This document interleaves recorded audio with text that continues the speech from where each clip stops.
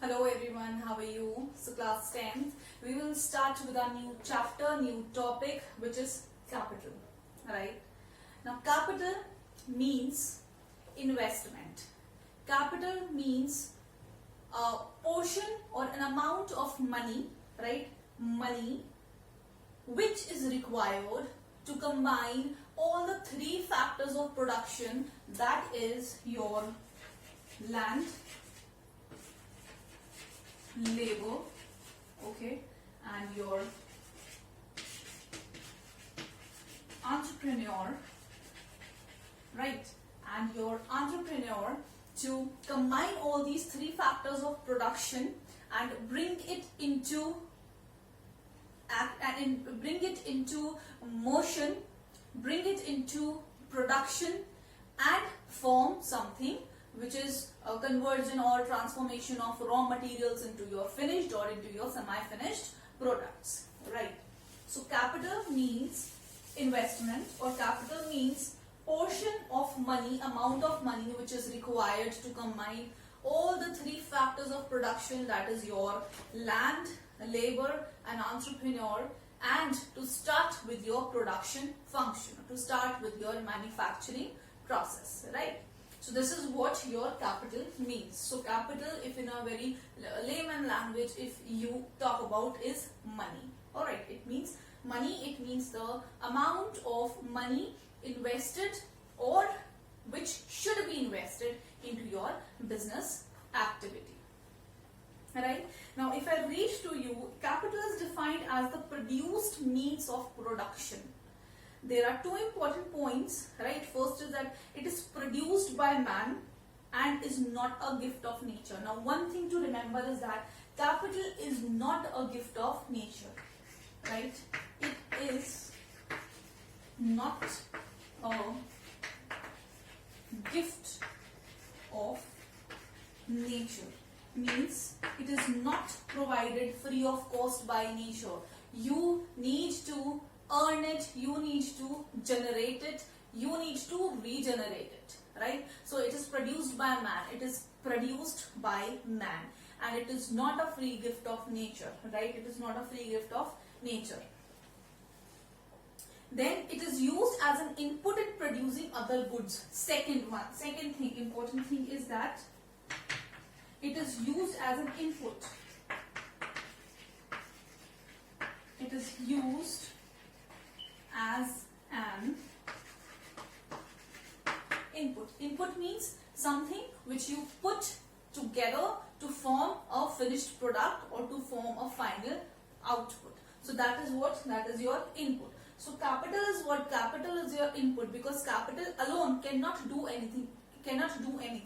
Capital alone cannot produce anything. Capital alone cannot give you any results. Capital alone cannot give you any output.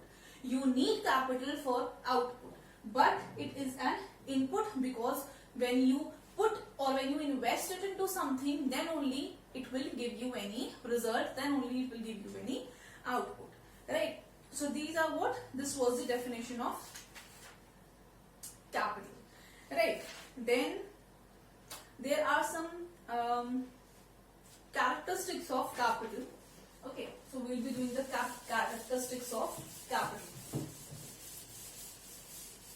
Now the first characteristic of capital is that it is mixed. It is the mixed result of past labors. Mixed result of past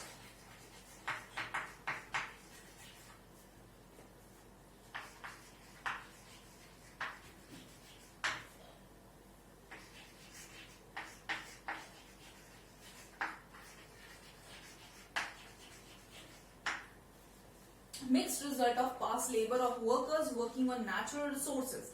Thus, when human labor is applied to natural resources, then capital items are generated, right? Means that when the workers are working on natural resources and when the human labor is applied to the natural resources, then capital items are generated. Capital items cannot be generated on its own, as I told you. You need to invest something into it. You need labor, you need man force, right? So when all these things are combined together, then a capital is generated.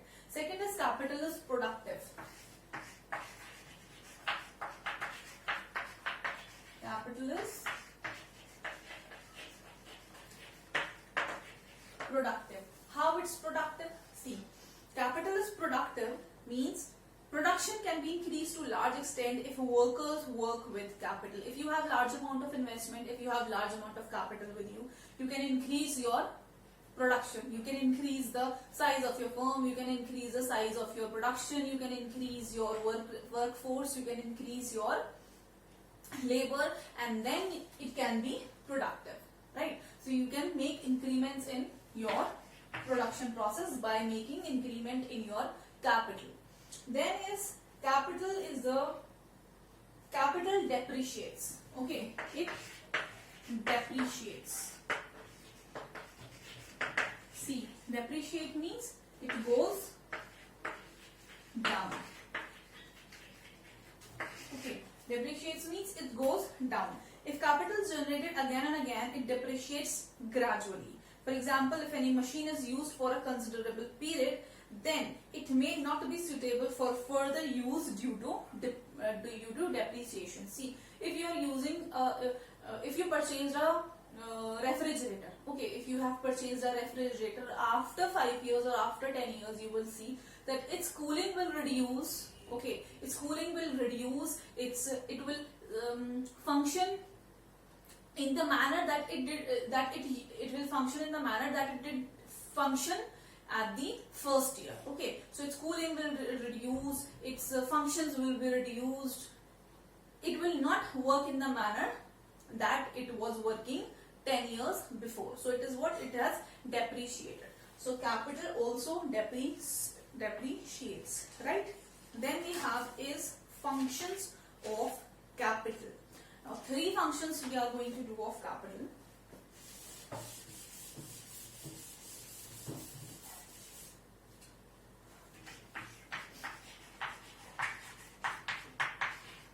Functions. Okay. First function of capital is that it fosters economic growth. Means it increases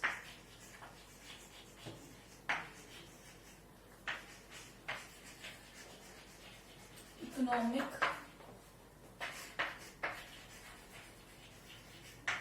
growth. It fosters or it increases economic growth.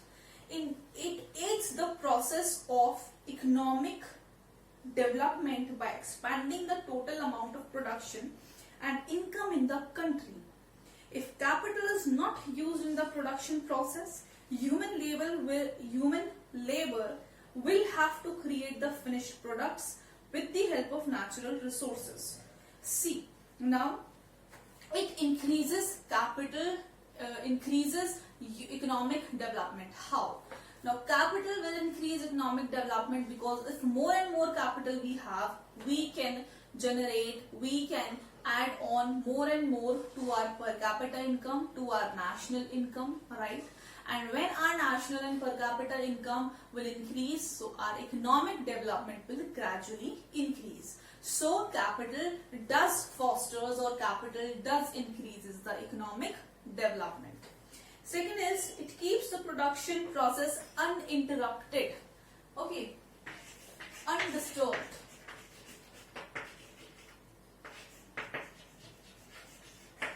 Okay, it keeps your production process undisturbed. Now example, if you have electricity there in your house, right, you are studying, if it is undisturbed, if it is uninterrupted, if it is undisturbed, you will study in a flow. You will study for 2 hours, you can study for 3 hours. But if it is disturbing you, if it is on and off, okay, so it's going on and off, what will happen? It will disturb you, it will interrupt you, and what will happen? Your efficiency will decrease, right? Your efficiency will decrease, you will not feel like studying anymore. So capital, what it does, capital does the same. If you have capital, if the flow of capital is uninterrupted, okay, if the flow of the capital is favorable, then what will happen? The process will not be disturbed, the process will go on, the motion will be smooth, right? The motion of the work will be smooth, the motion of the production will be smooth, right? So third one is it expands employment.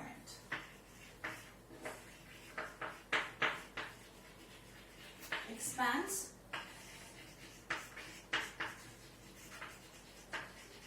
employment. Capital does expands employment. If you have huge amount of capital with you, you have huge amount of production.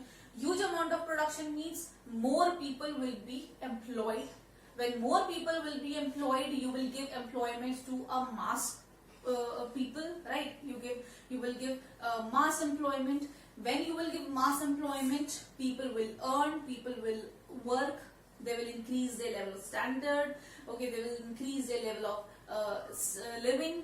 When their living will increase, they will add on, gradually they will start adding on to their savings, to the income, to the national income, to the per capita income, and hence economic development will be there. Okay, economic growth will be there, economic development gradually will be there.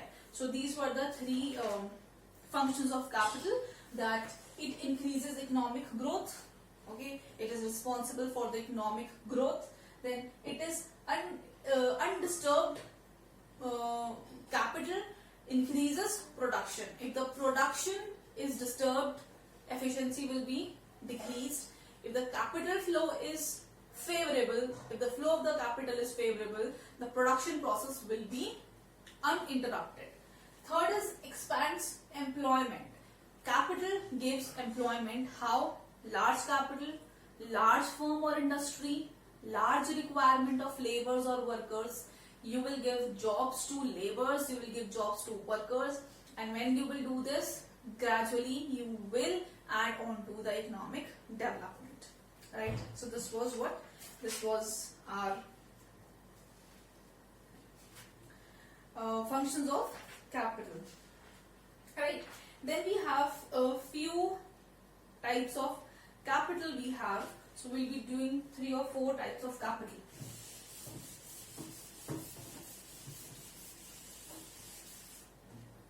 Right. Then we have this types. First is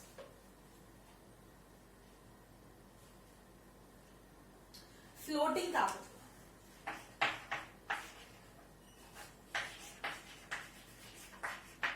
First is floating capital. Right. First is floating capital. If the capital cannot be used in alternative lines of production, it is called floating capital. For example, steel is a capital good which can be used in various lines of production because different types of machines can be made with steel. This type of capital is called floating capital. It is also known as variable capital. See, if the capital can be used for alternative purposes, right? Steel is there, iron is there, wood is there. With wood, what you can do? You can do a lot of things. You can make chair, you can make furniture, you can make doors, etc., etc. you can make. So floating capital means that one thing, but it is solving a lot of purposes, right? Like steel is there. So steel can be used for making machines, steel can be used for making pipes, steel can be used for etc., etc. There are multiple functions of steel. So floating capital means a capital which has multiple uses. Second is your sunk capital. Sunk capital. Now sunk capital means the concept of sunk capital is closely related to the concept of asset specifically, because the extent to which the capital is specific to its current activity. Sunk capital means that something or some capital which is invested into one production and is restricted to that production only, right? I'll give you a example, like a mine shaft that has to be bored to extract some minerals ore. The mine shaft is site specific. Since it cannot be relocated, the boring machine used in the construction of the channel tunnel are an example of highly asset specific capital. Sunk capital means which is specific, which is used for one specific purpose only, and that cannot be used for any other thing, right? Like example, a boring machine. A boring machine, if is used for one tunnel for one mine, it will be used for that only. It cannot be shifted, or it cannot be used for any other purpose, or it cannot be relocated, or it cannot be used for other site simultaneously. So sunk capital means which is sunk. Sunk means which is gone. If you once invested, if you once put work into something, it is specific for that work only, right? And then next you have is real capital. This is the third one and the last one. Real capital. Now see, real capital refers to the physical stock of goods which are used as input in the production process. Thus the machines, raw materials, these are the examples of real material. This is capital. Okay, see, real capital means to the physical stock of goods which are used as inputs in the production process. Something which is used for the production process. That is what? That is your real capital. Example, machines are there, raw materials are there. Okay, so this is what? That inputs which are used for what? Which are used for further productions. So this was the three types of capitals that we did. First is floating. Floating means which is variable, which can be used for different kind of purposes, which can solve different purpose. Then sunk capital means specific, used for specific purpose. It cannot solve multi-purpose. Okay. Then real capital means inputs which are used for further production. Example, machineries are there, raw materials are there. Right? I hope the session was clear to you, and we'll catch up in the next video. Till then, take care. Bye-bye.